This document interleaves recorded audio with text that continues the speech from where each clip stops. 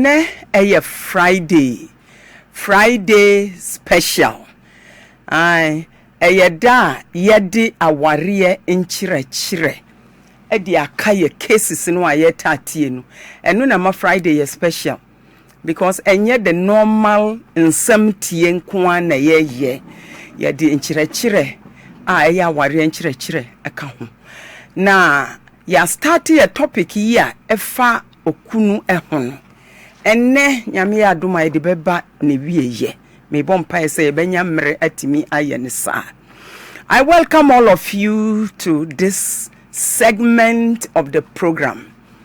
Every Friday we set this time apart to teach on marriage. And those of you who have been on board this particular program have known that this is what we do every Friday since we started. Where we are now is, are you a husband or you are a man? We are getting to the end of this topic. And I believe that those of you who have listened with an open heart and mind would have learned a lot. Yes, I believe strongly that you would have learned a lot. Because we want to glorify God. All that I say is not just about me or any other person for that matter. I speak the mind of God. And the aim is that we will succeed in glorifying Him.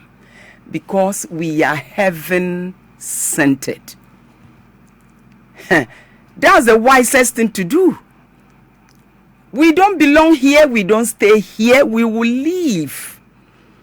And we prepare for our journey outside this life.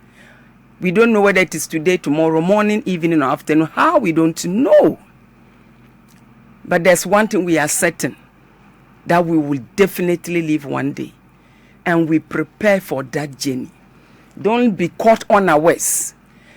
And that is why we have added marriage. It's one institution we have taken for granted. We just do it anyhow and think it is okay. No. Anything that is born of God cannot be done anyhow. And it can't be taken for granted. No. So we want to know whether you are a man or you are a husband.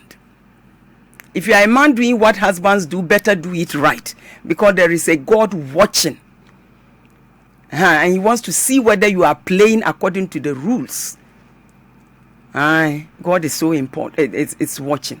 We started this topic several weeks back. And we are using the definition of marriage. If I ask you whether you are a man or a husband, we are still going through God's perspective of marriage. What He says marriage is what we expect the man who wants to transition into a husband to act accordingly. That's all. I'm not adding anything to it. We started from living, we got to cleaving, and today we are one flesh. Genesis 2:24. That the man shall leave his father and mother, cleave to his wife, and they two shall be one flesh. So today is one flesh. What is it? How important is that third angle? It's the last of the three. And we should understand exactly what it is. Angle after angle. They happen concurrently. But definitely it's from one to the other to the other. God knows why He did it that way. And every angle is important as far as the other one is concerned. If it has to be done and done well. Niaye guswa yesuano. Question noa. Echa yenim no ene say we ye berima anase we okunu.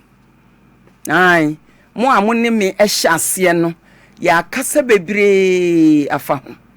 Bema ye bema owone bema nti owone sikanti. Timi boaboa ema no se ne esiti bia ebi ono omo wo nanso ye ni ye suban sa na nyame kire. Sa na nyame si okunu onya ne yere. Enu asam na ye ka. Yaka firi Genesis etremi a ye Mose nwoma edikan etremienu echichemu eduenu ennan no wo se obarima be fi na jane nena one ne yiri aka bom abeye ne etoso miansa na o ma ye honam baako. Last week ene ye wie one ne yiri eka bom no eno ya kasa fa ho be ye bosome ehia papa ene baby aye dru ni se omo mienu be ye honam baako ye pese ye nhwe obarima oye okunu sa honam baako ye no etesen etesen enti eho ene ye dru ene.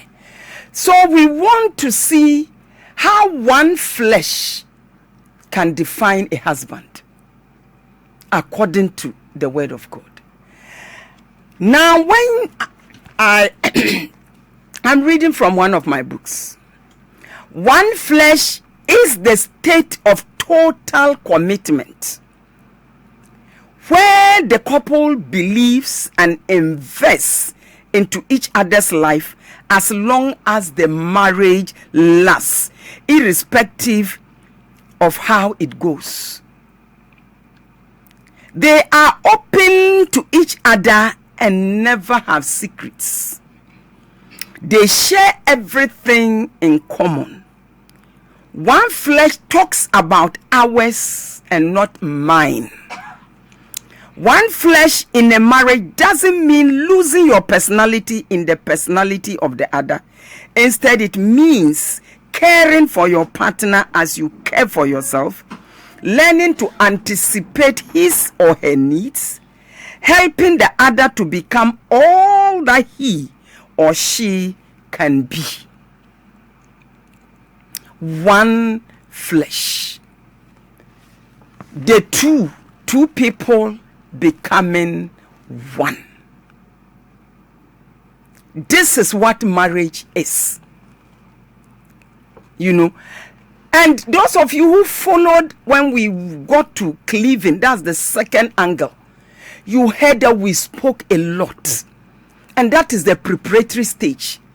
It is as we come along from that angle to this third, if all that we spoke about is effected in that relationship, the obvious conclusion, result, or the end result will be this one flesh. We talked about togetherness, friendship. We talked about loyalty, mutual supportiveness, a husband who is supportive of his wife. We talked about faithfulness. You know, that your yes is yes and your no is no. That you are such a one that your wife can depend on you, trust in you, rely in you. You will never go back on her, whether at her blind side or whatever, and take another woman. That is the stage in which we are coming. And when we have two people, a man and a woman, living in this state, I told you togetherness is so key. There's no way we can be one when we are not together. There is no way we can be one when we are not friends. We all have friends. We see how friends behave.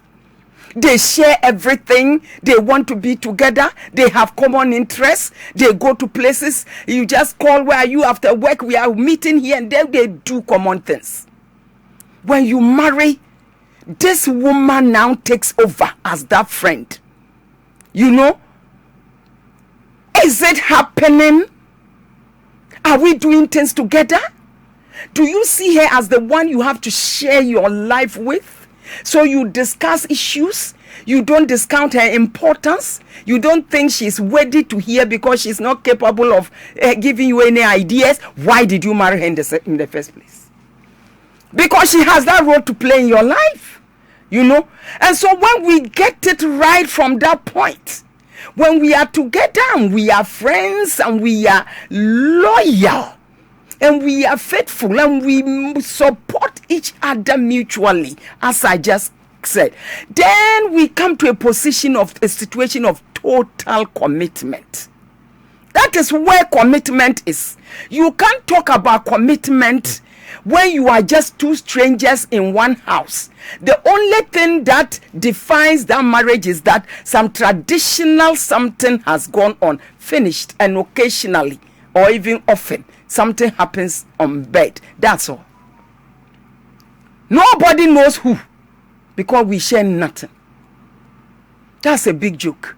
That is not what God had in mind when he talked about a husband. That was not what he had in mind. Otherwise, he wouldn't have marked it good from the word go. No, he wouldn't. So when the second angle works of the cleaving, that glue that brings the two of them together are these attitudes that I just mentioned. They serve as glue that brings our minds together. I just read here that when we talk about one flesh, we are not saying that it doesn't mean losing your personality in the personality of the other. No, that's not it. The way the husband, when you meet, if he's tall, he doesn't become short, so that he will meet with his short wife. Or he becomes big so that he will meet with his big wife. No, it has nothing to do with that. It has everything to do with caring for your partners. You care for yourself, learning to anticipate his or her needs, helping the other to become all that he or she can be. And when you are faithful, you are loyal, you are true, you are dependable, you make her a friend. You get to a place where you think alike, where you desire the same things, when you take common steps into programs and plannings that you do. That is where we call one flesh. We are one and we do things together. This is also the angle of sex in marriage. And see where God has placed it. At the tail end of that angle. Why? Because sex consummates the marriage. Niamika yane se yese okunu ni oyere eye honam baako. Nipa mienu no yemfa baako mbo nwura baako mu. Wo hye bema wo hye ono na ogina hoyi oba na egina hoyi na omo ade yo baako no ayeso omo aya honam baako no na edie na ye pa kire ena me se ni nyina angles miansa ni nyina hia living no hia cleaving no hia ni mienu koyia ye bedru third no na ya nya nipa baako efiri nipa mienu yim.